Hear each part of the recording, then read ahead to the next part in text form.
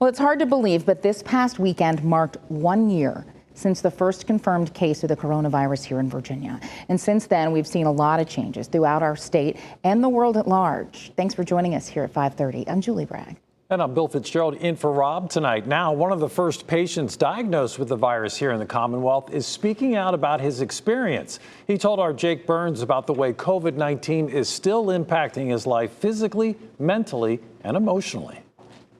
Going into the hospital, thinking it would be something minor. Exactly 1 year ago Monday, Eric Bryant went to the hospital not knowing he'd become the 5th Virginian to test positive for COVID-19, a disease that basically shut his body down. They didn't think that I would make it, through the night on several occasions. But I'm a living testament that, God's healing is real and I'm still here. Weeks in the hospital, days spent on a ventilator and in a coma, led to Bryant's recovery and release.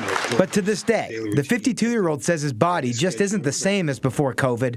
Even just walking on his treadmill can be a challenge. Some days I may be able to do, 15, 20 minutes, 30 minutes. Then some days after the first 2 minutes, I'm, exhausted. I'm sweating, as if I may have ran a marathon. You can't just go by statistics stating that, it affects the elderly or people with comorbid conditions, because I had none of that. Physical effects Bryant anticipated, but it's the mental and emotional toll he didn't expect to battle too. It affected me in a way where I never thought it would, having the anxiety as far as being out in crowds and being out in public. Although he hasn't been able to see his kids in person yet, Bryant cherishes things like virtual paint nights, thankful he can still take part. To me, it's an everyday struggle. From day to day, I never know how I'm going to be, but I always get up, in anticipation of it, being the best day it can be.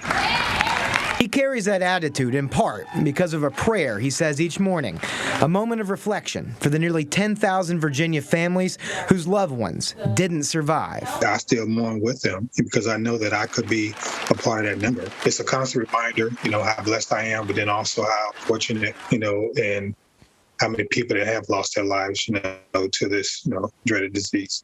Bryant is a veteran and works as an analyst for the Navy, so he's set to get his vaccine through the VA very soon. Like many people who've been directly impacted by the virus, he's urging everyone to not let their guard down. It's why he's sharing his story with the world. Working for you, Jake Burns, CBS 6 News.